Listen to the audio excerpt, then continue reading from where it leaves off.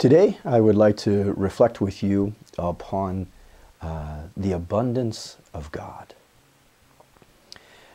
God doesn't just give to us in generous quantities or sufficient quantities, but God gives to us as His children in abundance. Let's just start with the idea of creation. I'm not sure that we can fully comprehend the depths of the ocean. I know for sure that we can't even grasp the vastness of the skies and of space. I think of the scientists who speak about the incredible intricacy and finely tuned balance of the physiology of a human being. I think of the incredible beauty of a snow-filled forest, which we've had too much of lately, or of a beautiful blossoming spring flower, which I think we're all looking forward to. But then the amazing thing about God is that the book of Genesis reminds us that He gave us this creation and gave it to us, so that we could have dominion over it, and we could be fertile and multiply, and that we could subdue this earth. And so God has given us all of creation in its abundance for our proper use and enjoyment. Next, I'd like to turn to our Lord and His first miracle at the wedding at Cana.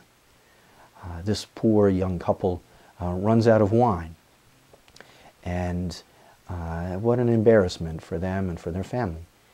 And Mary turns to Jesus, and He goes and takes what He has, which was the water jars used for ritual washings, and He has them filled with water and then turns the water into wine. A great abundance of wine for that wedding.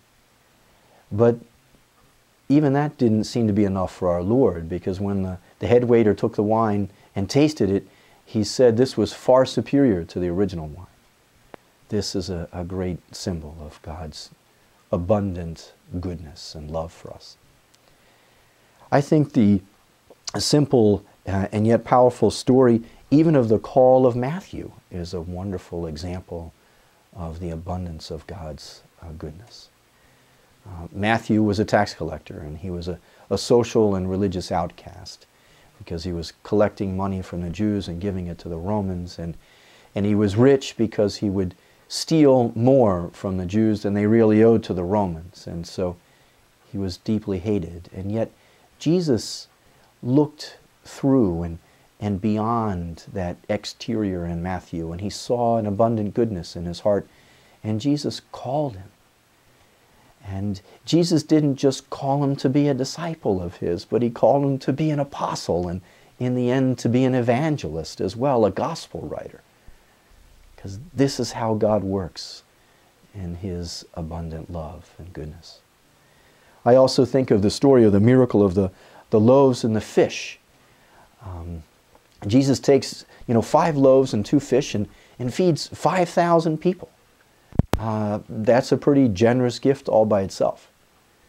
But then the gospel writers are very quick to remind us that in the end they collected 12 wicker baskets of leftovers.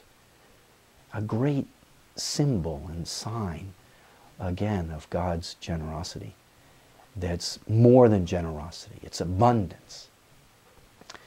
I think of the extraordinary catch of fish as another example. Peter had been out with his partners fishing all night long and hadn't caught anything. And Jesus turns to Peter and says, put out into the deep for a catch. And they throw out the nets, and they pull in so many fish that their boats are about to sink. And then God uses this moment to remind us of a much more significant reality, the gift of the church, when He says to Peter, be not afraid. From now on, you will be a fisher of men. And I want to finish by turning to our Lord at the cross. And one of the great words of our Lord from the cross, Father, forgive them, for they know not what they do. And Jesus had been mocked and spat upon and scourged and put through a false trial, and there he was nailed to a tree, dying from asphyxiation, and he makes excuses for his executioners. Father, forgive them, for they know not what they do. My brothers and sisters, I hope that you can see here a pattern of how God treats us. It's a pattern of abundance. And we remember in John 10:10, I have come that you might have life, life in abundance. God bless you.